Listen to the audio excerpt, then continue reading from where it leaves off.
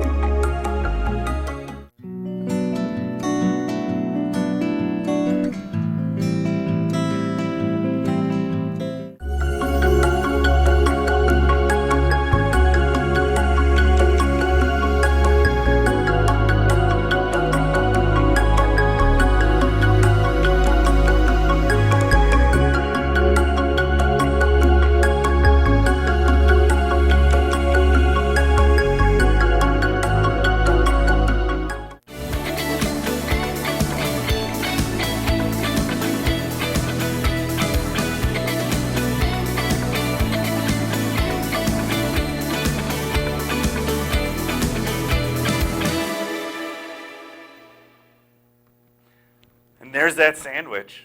Man, I love that sandwich so much. A true hero in this day and age. What does that even mean? I don't know. I didn't write it.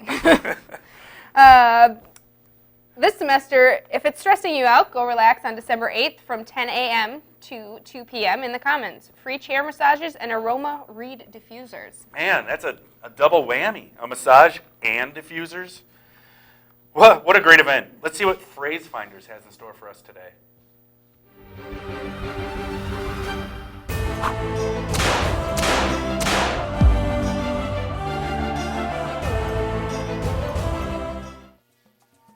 Welcome to Phrase Finders, where we uncover some of the most well-known phrases of the English language. I'm your host, Jared Ottinger.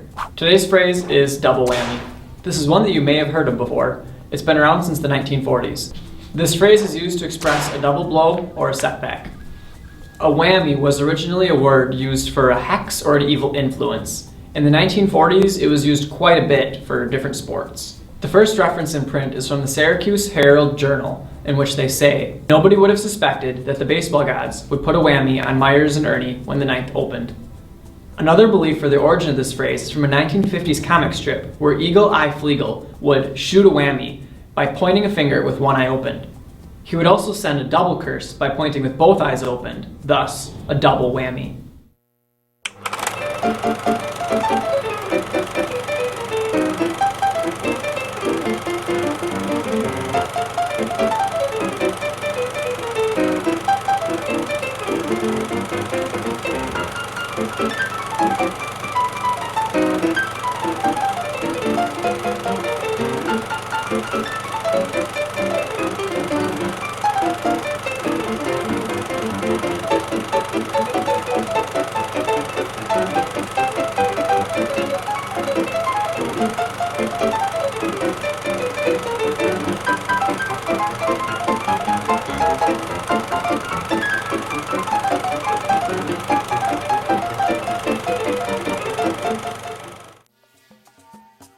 Today, the term is used with a situation that is bad in two different ways. An example would be getting a flat tire and then accidentally locking your keys in your car. Two bad things happening at once, creating a double whammy. Thanks for watching, and make sure to join us next time as we uncover the origins of some more phrases.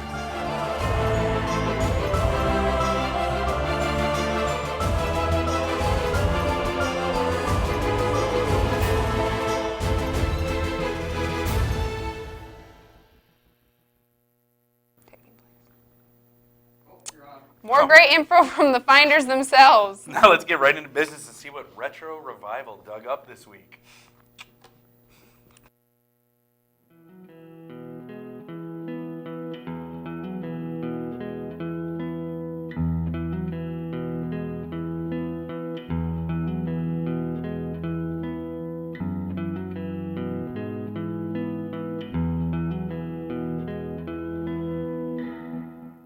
Welcome to Retro Revival. This is an iMac G3. The iMac G3 was released on May 6, 1998, and was discontinued on January 5, 1999. Apple promoted this iMac as the newest, greatest computer for the new internet age. Steve Jobs, when introducing the iMac G3, boasted, "The back of our computer," he said, "looks better than the front of the other guys. It looks like it's from another planet. A good planet. A planet with better designers." The iMac G3 was the only remaining computer in Apple's lineup after he had slashed all other machines, including the popular Performa line. In January 1999, Apple offered the machine in 5 distinct colors. The iMac came in tangerine, lime, strawberry, blueberry, and grape. These machines shipped with a more powerful 266 MHz G3 processor, coupled with an ATI Rage Pro Turbo graphics card with 6 MB synchronous graphics RAM. The IR port was scrapped, as was the internal mezzanine slot.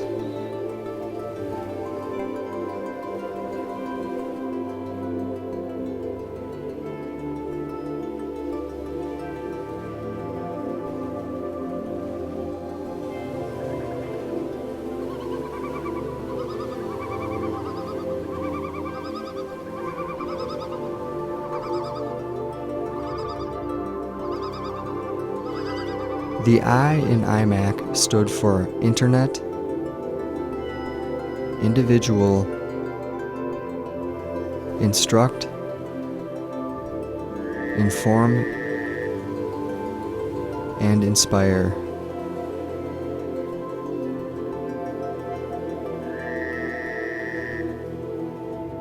Until next time.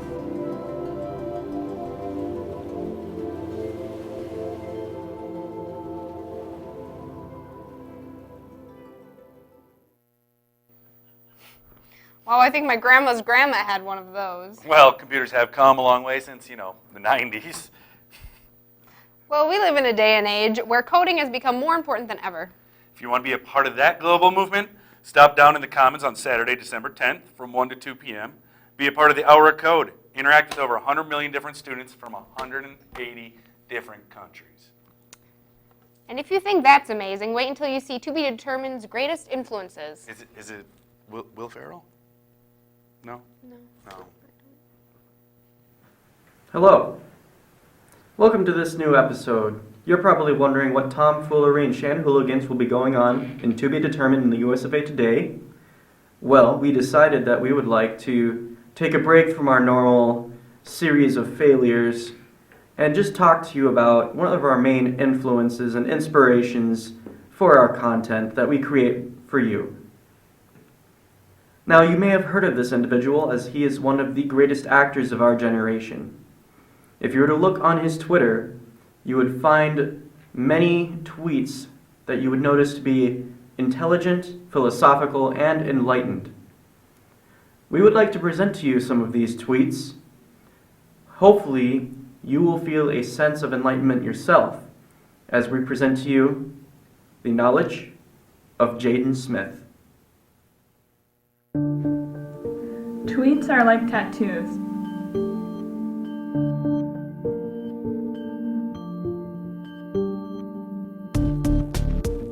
If a bookstore never runs out of a certain book, does that mean nobody reads it or that everybody reads it?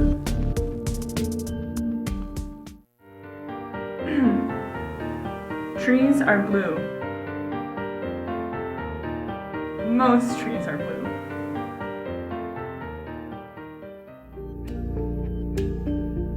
The more time you spend awake, the more time you spend asleep.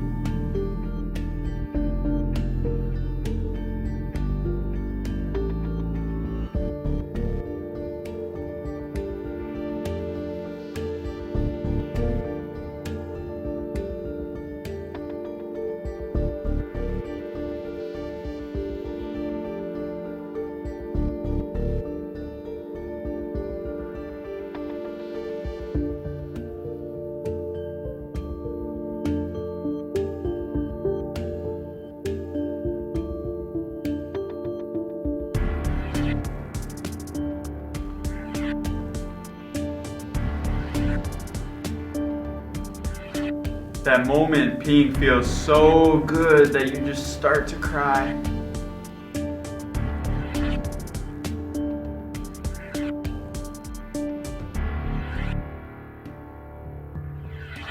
How can mirrors be real if our eyes aren't real?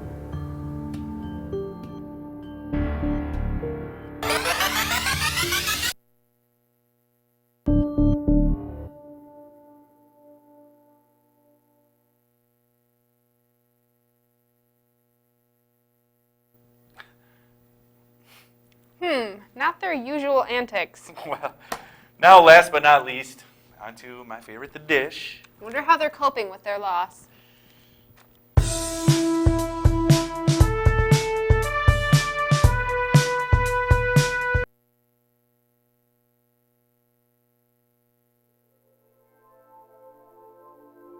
Kevin, he always made me uncomfortable.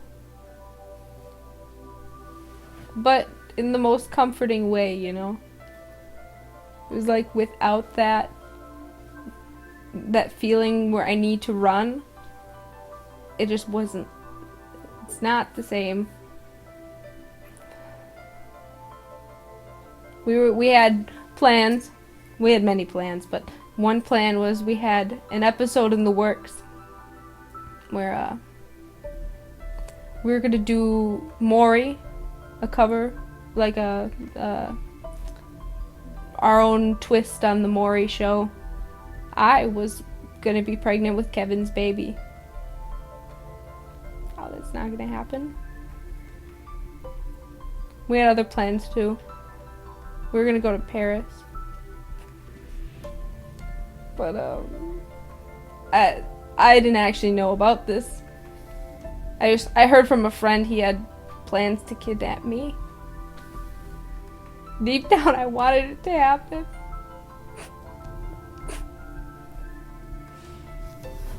I just don't think me and the guys. I don't think me and Jesse and Kyle can pull it off without him. And I mean, Kyle's got his own set of issues. He's very... Ever since we lost Kev, he's been violent. With himself. And with me.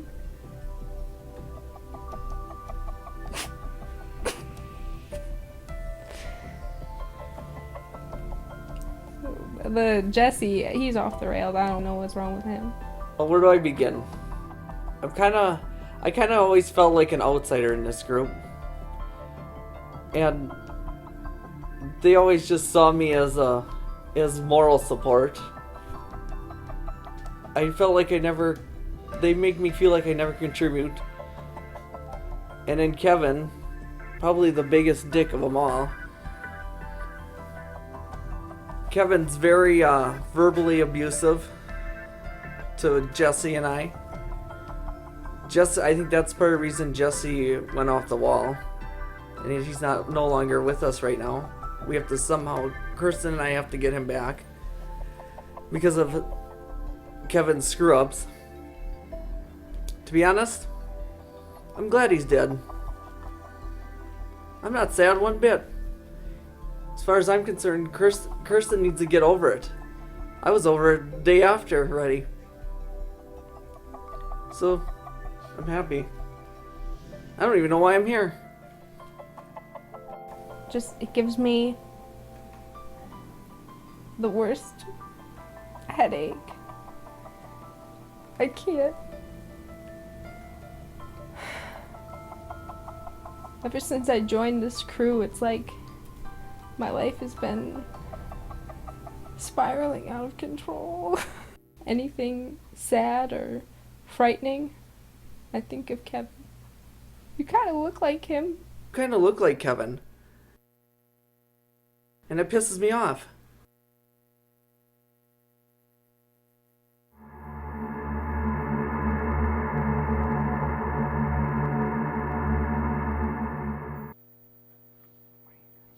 What are you doing? I need to find therapy after that. You know I could help you if need be. Oh well, that'll do it for this week's episode. Tune in next week for the holiday special. Make sure to follow us on Instagram and Facebook. Bye.